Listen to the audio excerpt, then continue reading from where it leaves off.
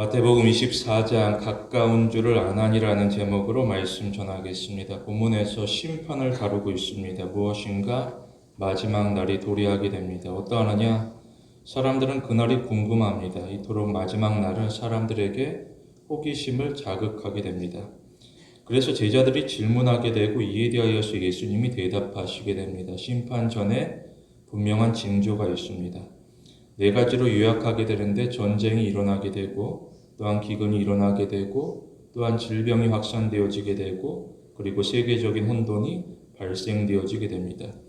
이러한 얘기를 듣게 되자 제자들은 두려워하게 됩니다. 그러나 이 모든 것은 시작에 불과합니다. 이후로는 더한 일이 일어나게 됩니다.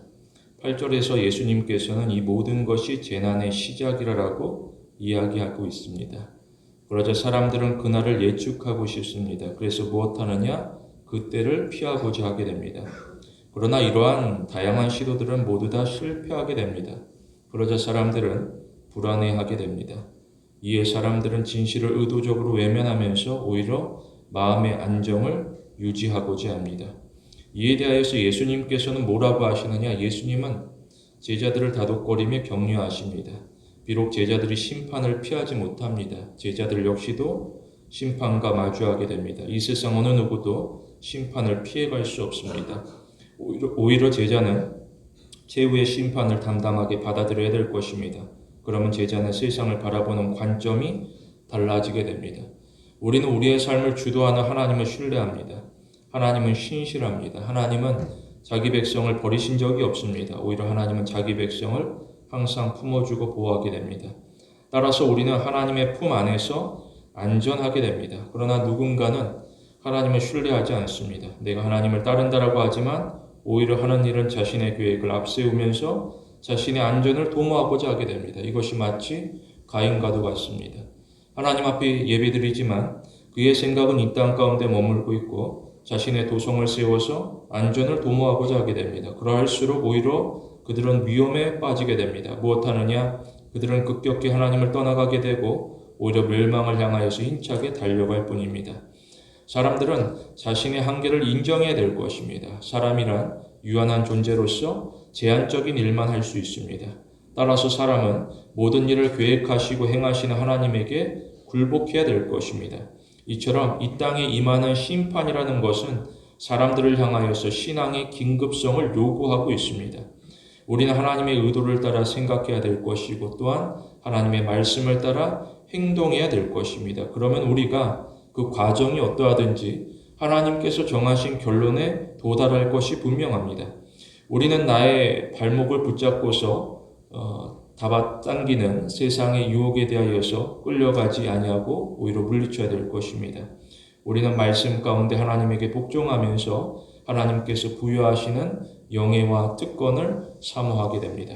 본문에서 두 가지로 봅니다. 첫째로 우리는 하나님과 동행합니다. 본문의 시기를 가리키고 있습니다. 무엇인가? 그때는 종말이 되어지게 됩니다. 언제나 사람들이 모르게 되는데 그렇다고 하면 혹 천사가 알 수 있느냐? 그렇지도 않습니다. 천사 역시도 모르게 되고 그렇다고 하면 예수님은 어떠하느냐? 예수님 역시도 모르게 됩니다. 예수님은 이 부분에 대하여서 솔직합니다. 자신이 모른다라고 하는 것을 부인하지 않습니다. 자신이 모른다라는 이러한 사실을 드러낸 것은 처음입니다. 이처럼 예수님은 자신의 무지함을 나타내고 있습니다. 그렇다고 해서 예수님께서 부끄러워하느냐? 그렇지도 않습니다. 오히려 예수님은 자신이 모른다라는 이 사실을 통하여서 하나님을 높이게 됩니다. 과연 이게 무슨 말인가? 하나님께서는 아시기 때문에 오히려 하나님만을 경외해야 된다는 것입니다. 하나님은 어떠한 분인가? 하나님은 알파이고 오메가입니다. 다시 말해 하나님은 이 세상의 시작이고 또한 이 세상의 마지막이 되어주시게 됩니다. 이처럼 하나님이 만물의 시작과 끝을 주관하시게 됩니다. 따라서 만물은 하나님에게 철저히 복종해야 됩니다. 그러나 누군가는 불복하게 됩니다. 오히려 그들은 하나님의 권위에 대해서 도전합니다. 그들이 하는 일은 사람들을 미혹하게 되고 그들이 하는 말은 내가 시기를 알고 있다. 그 종말을 알고 있다. 따라서 나를 따라오면 내가 책임지겠다라는 식입니다. 그러면서 그들이 구하는 것은 사람들의 인정과 존경입니다. 그래서 자신이 쌓아올린 바벨탑에 하나님과 같은 자리에 앉고자 하게 됩니다. 이처럼 사람들이 저마다 타락하여서 사람들이 하는 일이라는 것은 사람들의 약점을 부여잡고서 그 다른 사람의 약점을 적극 이용하고자 하게 됩니다. 오늘날에도 많은 이단들이 이러한 부분을 가지고서 세상을 미혹하게 되고 상대를 억압하게 됩니다. 그러나 하나님께서는 억압하시는 분이 아닙니다. 오히려 우리를 사랑하사 우리 가운데 가장 귀한 것을 더하시게 됩니다. 우리는 자신의 그릇된 견해를 포기해야 될 것입니다. 우리는 세상과 짝을 이루지 않습니다. 오히려 우리는 하나님과 발을 맞추는 동행하는 삶을 살아갑니다. 따라서 우리는 하나님보다 앞서가지 않습니다. 그리고 우리는 하나님보다 더 많은 것을 알려고 노력하지도 않습니다. 오히려 우리는 내가 모르는 부분을 솔직하게 남겨둡니다. 오히려 우리가 할 일은 하나님께서 나의 시대 가운데 어떠한 일을 행하시는가, 오히려 하나님의 의도를 끊임없이 살피며 집중하는 일이 되어질 것입니다. 그렇다고 하면 하나님께서는 분명 우리를 실망시키지 아니하시고 올바른 길로 인도하시게 됩니다. 이처럼 여기서 종말이라는 것은 그 핵심이 날짜에 있지 않습니다. 오히려 종말에 있어 핵심은 태도가 되어지게 됩니다. 우리가 하나님 앞에서 어떠한 태도를 가지고서 살아갈 것인가? 우리는 성실합니다. 우리는 나태하지 않습니다. 오늘이라는 날은 하나님께서 주신 날이 되어지게 됩니다. 오늘이라는 날은 내가 죽지 못해서 어쩔 수 없이 사는 날들이 아닙니다. 오히려 오늘은 나에게 주어진 또 하나의 기회가 되어지게 됩니다. 오히려 이 시간들을 통하여서 하나님께 순종하고 하나님께 영광을 돌려야 될 것입니다. 이미 우리 앞으로 하나님께서 예비하신 은혜가 기다리고 있습니다. 따라서 우리는 오늘의 최선을 다하게 됩니다. 그러나 때로는 오늘의 현실이라는 것이 막막합니다.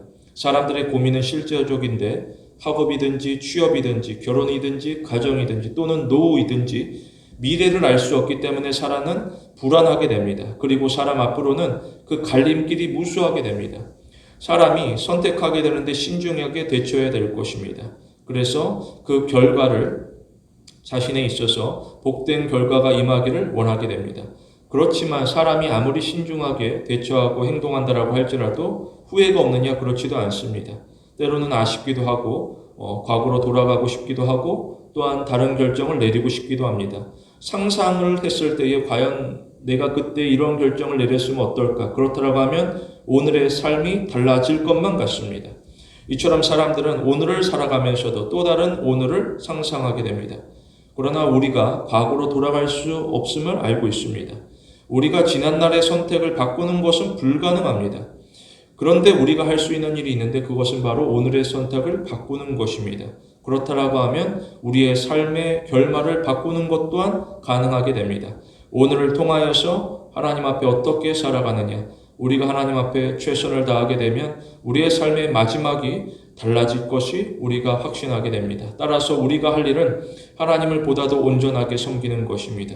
그렇다고 하면 하나님께서는 우리를 푸른 초장 쉴만한 물가로 인도하시게 됩니다. 이처럼 우리는 최종적인 결정을 하나님에게 맡기며 살아갑니다. 그럼에도 불구하고 누군가는 완고하게 됩니다. 여전히 그가 바라는 것은 내가 나의 삶을 주도하고 싶습니다. 만일 예를 들어서 누군가 자신의 마지막 날을 알게 됩니다. 내가 그날에 숨을 거두게 된다.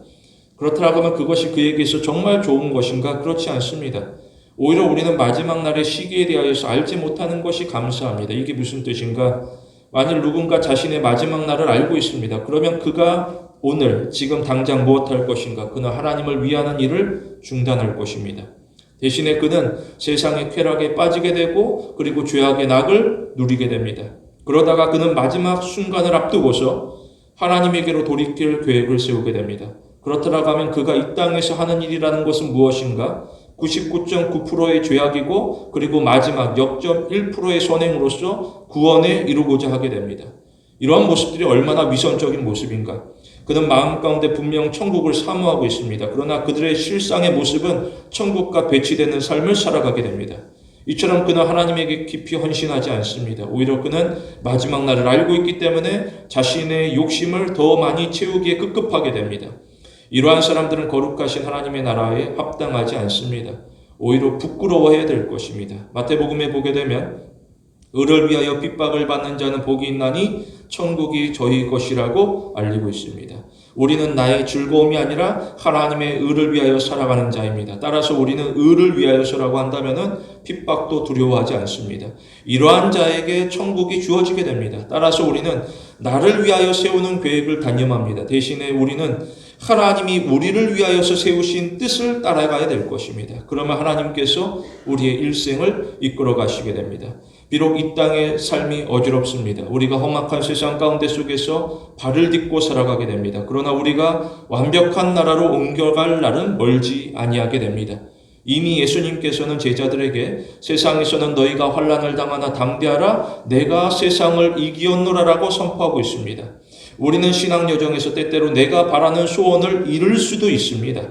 그렇지만 우리는 하나님께서 부여하신 은혜로 회복되어지게 되고 기쁨이 넘쳐나게 됩니다. 다시 말해 우리가 하나님을 따름으로써 얻는 유익은 우리가 잃는 것을 훨씬 능가하게 됩니다.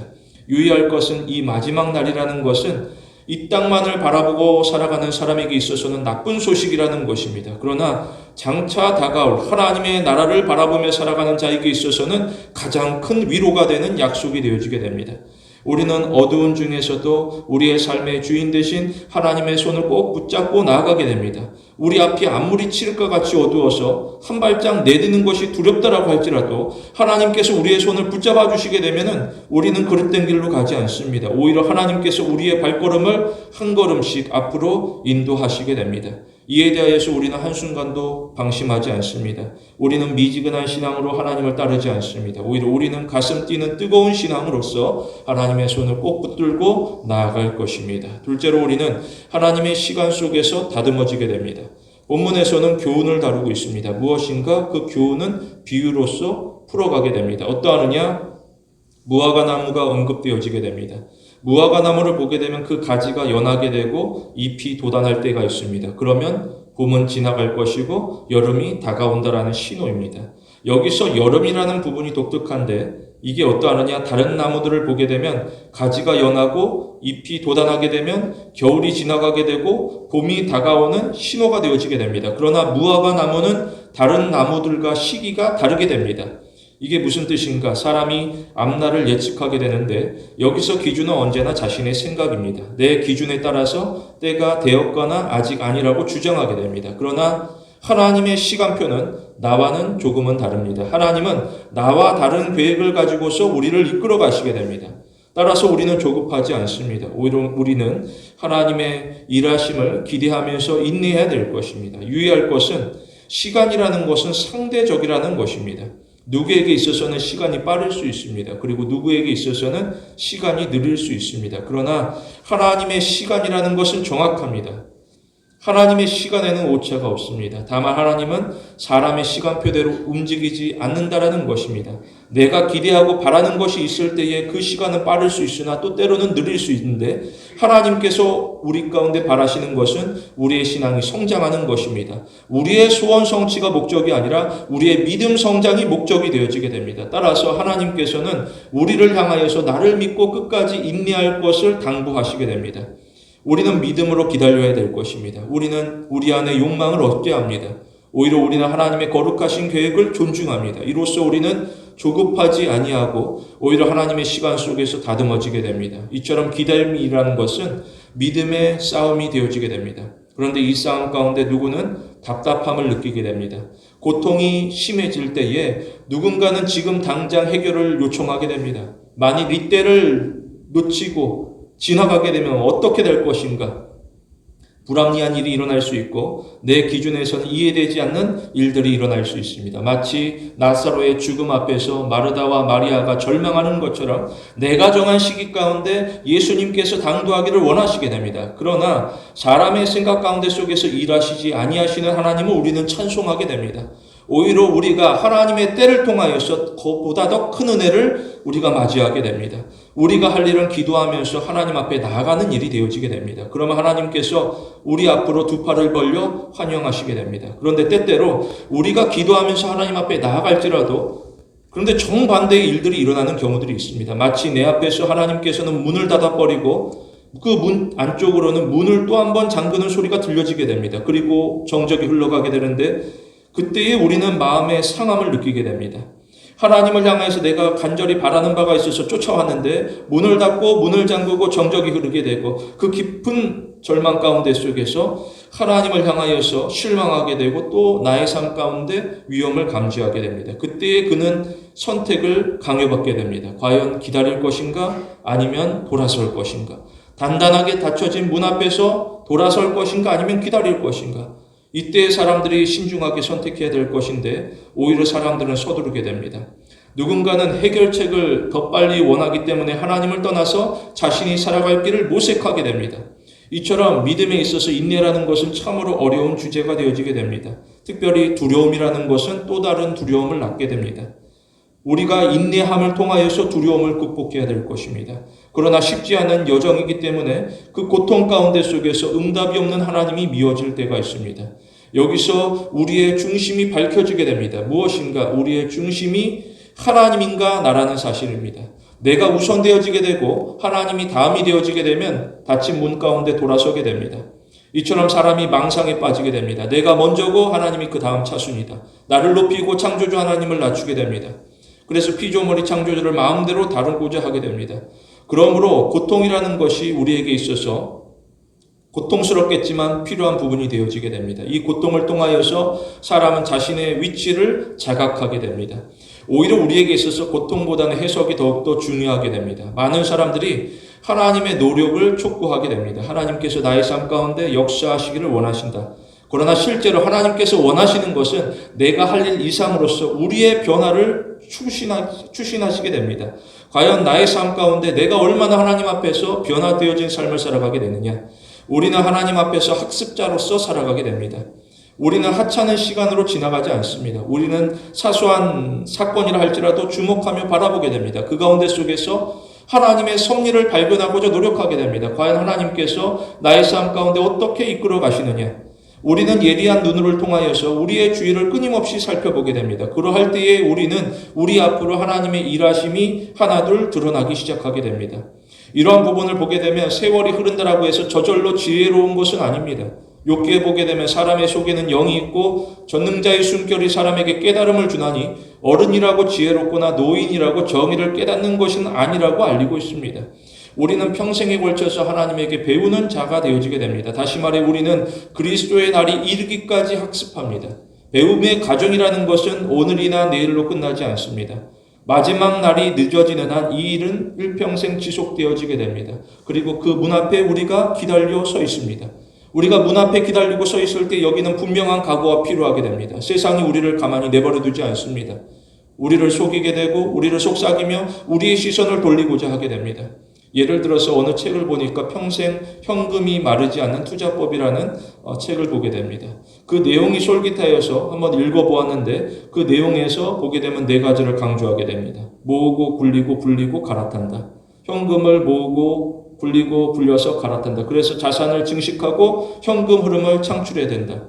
모든 투자의 목적은 최대 현금이 되어야 될 것이다. 그래서 돈의 노예가 되지 말고 오히려 돈의 주인으로서 살아갈 것을 가르치게 됩니다. 그러나 우리의 존재 목적은 그냥 이 땅의 현금이 될 수 없습니다. 돈이 목적이 될 수 없습니다. 그리고 우리의 존재 목적이 경제적 자유도 될 수는 없습니다. 오히려 우리의 존재 목적은 하나님께 영광이 되어질 것입니다. 우리의 삶이 어떠하든지 내가 부유하든지 가난하든지 하나님께 영광이라고 한다면 그 삶은 복된 삶입니다. 이사야에 보게 되면 이 백성은 내가 나를 위하여 지었나니 나의 찬송을 부르게 하려 함이라라고 알리고 있습니다. 이를 위하여서 우리가 하나님에게 충성하는 것입니다. 충성할 때에 우리 안에서 감동이 일어나게 되고 찬양이 흘러나오게 됩니다. 그때 우리가 더욱더 무엇할 것인가? 하나님의 말씀에 경청하게 되고 하나님의 의도하심에 주의를 기울이게 됩니다. 분명 우리의 삶 가운데 하나님께서 의도하신 바가 있습니다. 우리는 하나님의 지도를 따라가게 되고 또 나아가 하나님의 결정을 받아들이게 됩니다. 그러면서 우리는 하나님과 끊임없이 교제하게 됩니다. 마치 문 앞에 서 있어 나 혼자 있는 듯 보이지만 나의 등 뒤에서 도우시는 분이 분명히 계십니다. 그분이 바로 거룩하신 하나님이 되어지게 됩니다.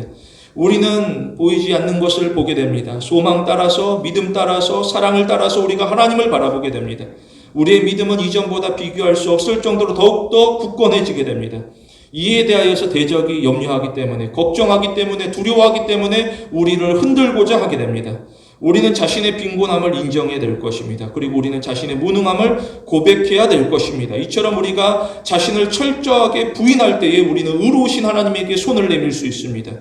이와 같이 우리가 내가 무지하다라는 사실을 분명하게 알 때에 하나님과 동행하는 비결이 되어지게 됩니다.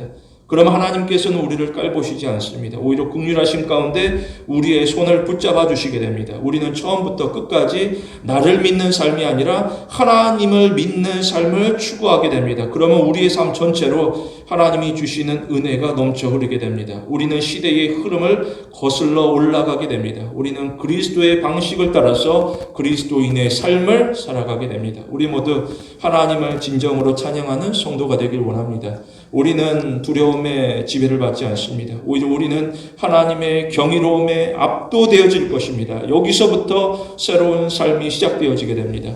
2014년에 외국에서 실제 사례가 발생하게 되는데 9살 어린 소년이 납치되어지게 됩니다.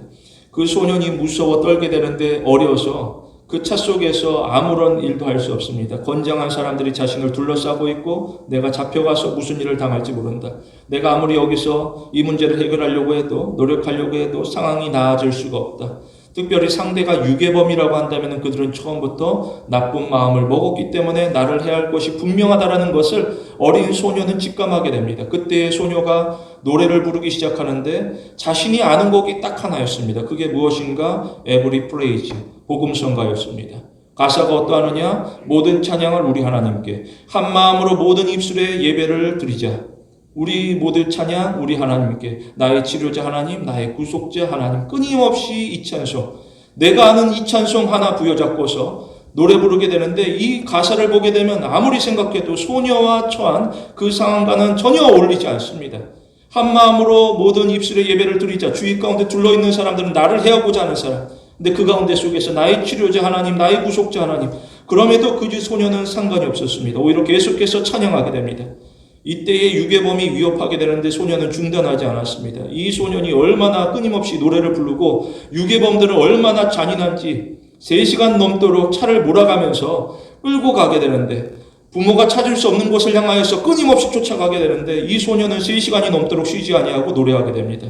그러자 무슨 일이 일어나느냐? 유괴범이 참다가 지치게 됩니다. 그리고 결국에는 유괴범이 소녀를 차에서 내려주면서 풀어주고 떠나가게 됩니다. 우리가 상황의 변화만 요구하지 것인가? 요구하지 않습니다. 이 어린 소녀도 자신의 상황 가운데 하나님을 향하여서 변화만 요구하지 않았습니다. 오히려 자신의 마음의 내면의 변화를 시도하게 됩니다. 그게 무엇인가? 나는 하나님만 붙들고 살아가겠습니다. 그 어린 소녀가 우리는 나를 이끄시는 하나님이 선하다는 사실을 알고 있습니다. 그렇다고 하면 우리는 하나님의 아름다움에 집중해야 됩니다. 성경에 기록된 최초의 찬양은 모세의 노래입니다. 뭐라고 하느냐? 모세가 찬양하기를 주와 같이 거룩함에 영광스러운 자가 누구입니까? 라고 부르게 됩니다. 모세에게 있어서 이 땅의 삶이라는 것은 고통에서 고통입니다. 시작부터 비참하게 죽을 뻔하였고 이후로도 시련은 계속되어지게 됩니다. 세상은 그를 가리켜서 실패자로 몰아붙이게 됩니다. 그러나 하나님께서는 그를 실패자로 부르지 않았습니다. 오히려 그를 소명자로서 세우시게 됩니다. 그래서 하나님은 모세로 하여금 출애굽이라고 하는 사명을 감당하도록 하시게 됩니다.